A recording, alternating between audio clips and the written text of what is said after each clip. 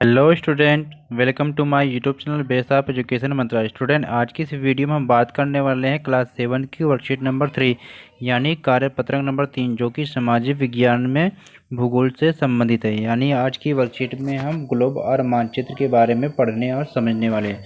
तो प्यारे बच्चों, चलिए हम शुरू करते हैं अपनी वर्कशीट को। प्यारे बच्चों, ये जो हमारी वर्कशीट है ये 23 जुलाई 2021 की वर्कशीट है। वर्कशीट नंबर 3 है। विषय सामाजिक विज्ञान है। क्लास 7 की ये वर्कशीट है। तो प्यारे बच्चों, यहाँ पर अपना नाम लिखेंगे, यहाँ पर अपने क्लास टीचर का नाम लिखेंगे। तो आज की इस वर्कशीट में हम ग्लोब के बारे में पढ़ने और समझने वाले हैं, यानी कि ग्लोब और मानचित्र।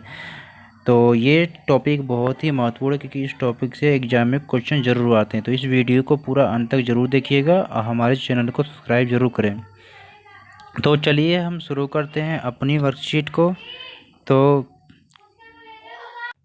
हम बात करने वाले हैं कि क्या आपने कभी सोचा है कि हमारी जो पृथ्वी है यह कैसी है, यानी कि गोल है या चपटी है या तस्तरी की तरह है। मतलब कि बहुत सारे ये सब सुनने को मिलता है कि पृथ्वी गोल है, चपटी है, तस्तरी की तरह है।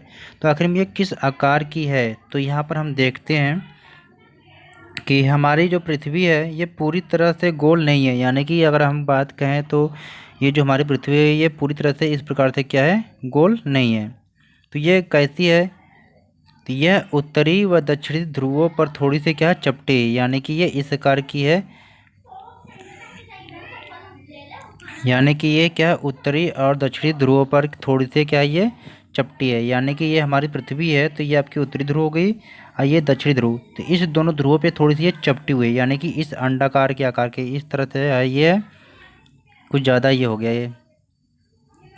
तो ये इस तरह से अगर देखा जाए तो ये थोड़ी सी क्या है, चपटी है। यानी कि जो हमारे ये ध्रुव होते हैं, ये उत्तरी ध्रुव या दक्षिणी ध्रुव, तो इस पर थोड़ी सी क्या चपटी है ये। तो ये क्या है, ध्रुवों के चपटी होने के कारण पृथ्वी के इस आकार को भू आप कहा जाता है। लेकिन पृथ्वी का यह चपटापन उत्तर व दक्षिण ध्रुवों पर न के बराबर, यानी कि वो इस प्रकार से चपटी है कि आपको इसका आभास भी नहीं हो पाता है कि ये चपटी है, न के बराबर, जो कि लगभग क्या है 21 किलोमीटर ही है। तो इसलिए हमें क्या, पृथ्वी हमेशा क्या है, गोल ही दिखाई देती है। यानी कि जब कोई गेंद हो या कोई भी चीज़ गोल हो, अगर बस थोड़ी सी चपटी हो तो उसमें कोई फ़र्क पड़ता नहीं है। अब यहाँ पर देखिए, जैसे कि विषुवतीय व्यास, यानी कि इसका जो व्यास है तो ये कितना है, 12,756 किलोमीटर के लगभग समथिंग ये है। और इसके ध्रुव का जो व्यास है ये 12,714 किलोमीटर ये है। और इसमें अंतर कितना है, केवल 42 किलोमीटर का ये अंतर इसमें है। तो यहाँ पर बताया गया है कि पृथ्वी के सही आकार में कि कितनी चपटी है, यहाँ पर आपको दिखाया गया है। जैसे ये राउंड बनाया गया था तो इसको ये तो पूरा गोल हो गया आपका। फिर इसकी जगह पे आपने देखा है कि ये जो सर्कल इस तरह बनाया गया है, ये इसको थोड़ा सा क्या है, ये चपटा दिखाया गया है। तो ये टूटी हुई रेखाएं जो होती है पृथ्वी की काल्पनिक है, पृथ्वी की क्या वास्तविक आकार को दर्शाती है।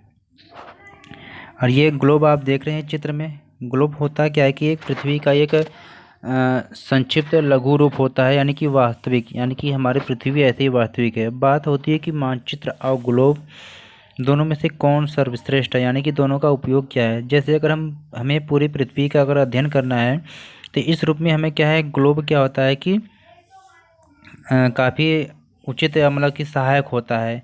और अब जानते हैं कि पृथ्वी हमारी क्या है, पश्चिम से पूरब की तरह गति करती है। यानी कि ठीक हम इसको क्या है, पृथ्वी की तरह यहाँ पर घुमा सकते हैं। अब ये जो हमारी पृथ्वी है, ये ग्लोब आप देख रहे हैं कि जिस पे सुई की नोक पे जिस पे ये है, ये इसको अक्ष बोलते हैं। तो यहाँ पर देखेंगे कि ग्लोब क्या है, पृथ्वी का एक लघु रूप में एक वास्तविक प्रतिरूप होता है। यानी कि छोटा रूप होता है लेकिन वास्तविक में वैसा ही होता है। ग्लोब क्या है, विभिन्न आकार व प्रकार के भी होते हैं। यानी कि कुछ पॉकेट में रखने वाले ग्लोब होते हैं, कुछ गुब्बारे वाले ग्लोब होते हैं, बहुत बड़े आकार के ग्लोब इत्यादि। ये सब सारे ग्लोब के आकार हैं, प्रकार हैं। अब ग्लोब पे क्या है, देशों के, महाद्वीपों तथा महासागरों को उनके सही आकार में दिखाया जाता है। यानी कि ग्लोब पर सही आकार में दिखाया जाता है जिस तरह से पृथ्वी में है।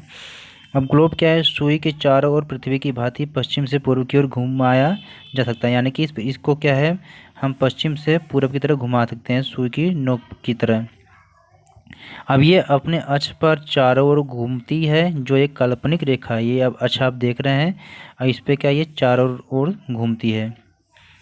तो ये हमारी थी आज की एक्टिविटी। इसको हमने अच्छे से पढ़ा और समझा। तो अब यहाँ पर एक्टिविटी फर्स्ट यानी गतिविधि को करने वाले हैं कि एक ग्लोब को ध्यान से पूर्वक देखें और उसमें आपको क्या क्या दिखाई देता है और उन्हें लिखना है। यानी कि आप ग्लोब को ध्यानपूर्वक देखेंगे और उसमें आपको क्या क्या दिखाई देता है उन्हें आपको क्या है लिखना है।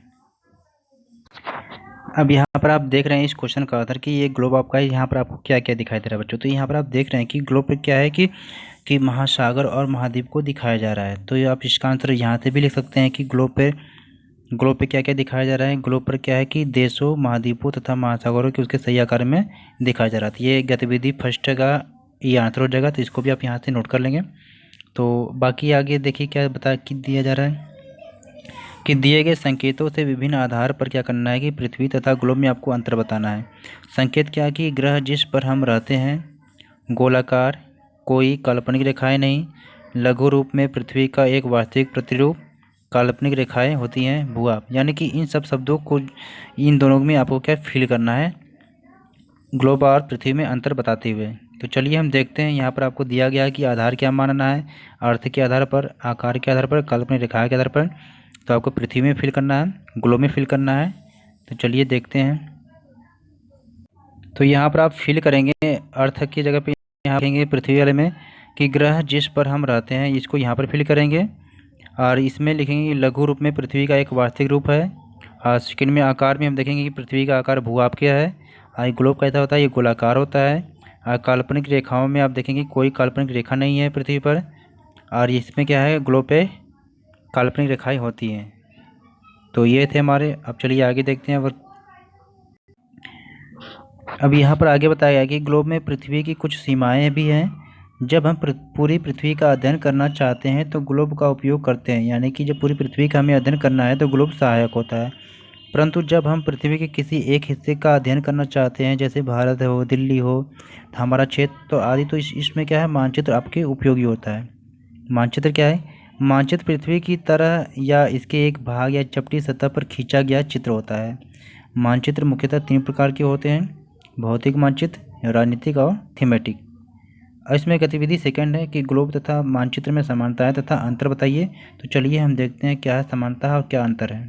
तो ये गतिविधि सेकंड का आंसर यहाँ से है। तो ग्लोब और मानचित्र में समानता क्या है, समानता यह है कि मानचित्र दूरियों, दिशाओं, क्षेत्रों आदि का वितरण करके पूरी दुनिया का दृष्टिकोण प्रदान करते हैं, जबकि ग्लोब महाद्वीपों, महासागरों और देशों को उनके सटीक स्वरूप को दर्शाते हैं।